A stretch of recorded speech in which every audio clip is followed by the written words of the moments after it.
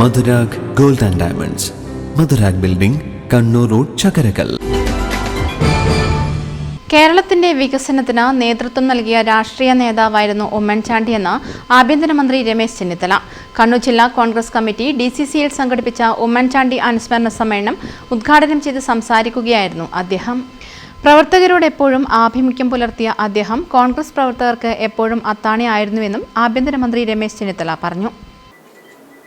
MLA-മാരുടെയും MP-മാരുടെയും പ്രവർത്തനത്തിൽ സമൂലമായ പരിവർത്തനം ഉണ്ടാക്കിയത് അന്നത്തെ യൂത്ത് കോൺഗ്രസ് നേതാക്കന്മാരായി അവർ ജയിച്ചു വന്ന ശേഷമാണ്.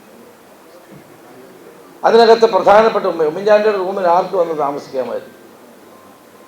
ഉമ്മൻചാണ്ടി എല്ലാവരുടെയും പ്രശ്നങ്ങൾ കേൾക്കുമായിരുന്നു. അമേരിക്കൻ പ്രസിഡന്റിന് വരെ കത്തെഴുതി കൊടുക്കുമായിരുന്നു ശുപാർശ ചോദിച്ചാൽ.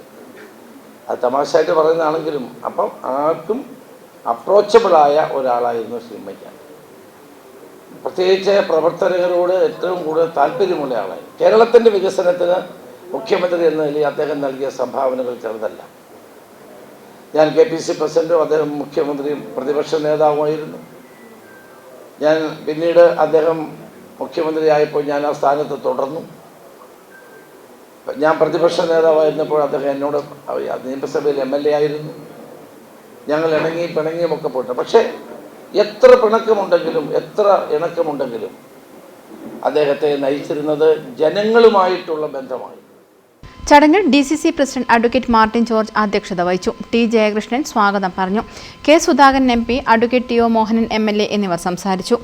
VA Narayanan, advocate Sony Sebastian, professor AD Mustafa, PT Mathew, Shama Muhammad, Sajeev Maroli, VP Abdul Rasheed, Amritha Ramakrishnan, Rijil Makkutty, Rahul Kayakkal തുടങ്ങിയവർ സംബന്ധിച്ചു. News bureau, Kannur. ഡിജിറ്റൽ യുഗത്തിലേക്കുള്ള കാൽവെപ്പിലാണോ നിങ്ങൾ? എങ്കിൽ പഠിക്കൂ ആധുനിക രീതിയിൽ മികച്ച ഡിസൈനിംഗ് കോഴ്സുകൾ. കണ്ണൂരിലെ ആദ്യത്തെ interior fashion designing college, golden cross college of design.